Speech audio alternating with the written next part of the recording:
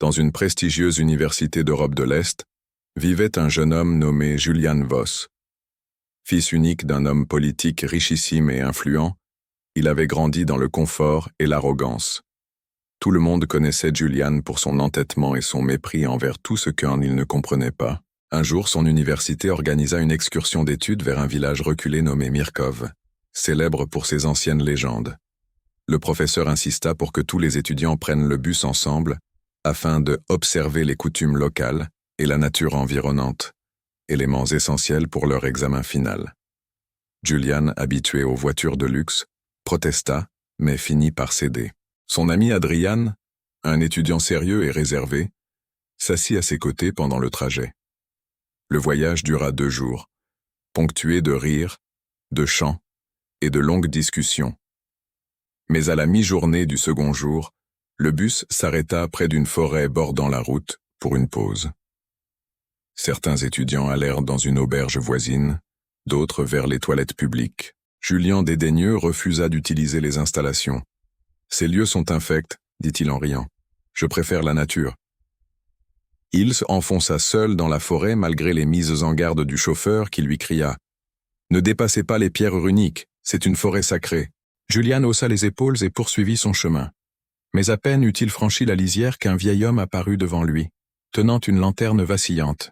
« Ne va pas plus loin, jeune homme, » dit-il d'une voix rauque. « Pourquoi ?» répondit Julian avec mépris.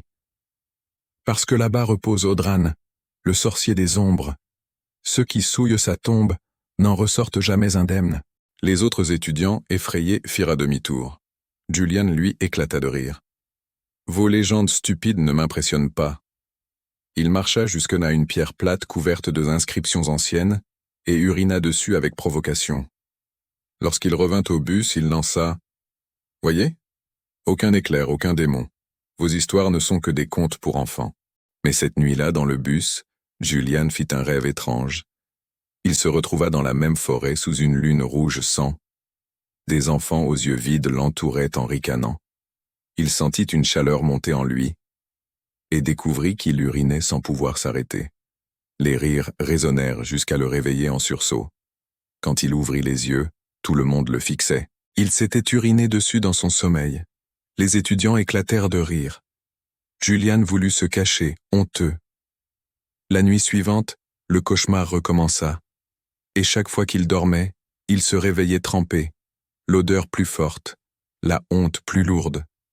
Peu à peu, son corps s'affaiblissait. Pris de panique, il alla trouver Adrian. « Je suis maudit. Aide-moi, je t'en supplie. » Adrian, qui avait grandi dans la foi et la sagesse, hésita mais accepta de l'accompagner jusqu'à la forêt.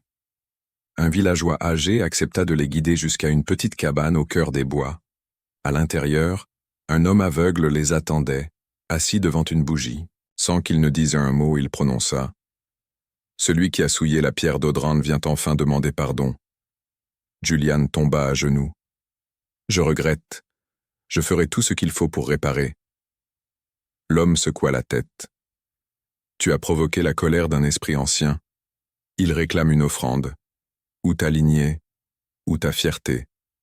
Tu dois choisir entre perdre ta descendance ou ta capacité d'uriner. » Julian recula horrifié. « Ce n'est pas possible.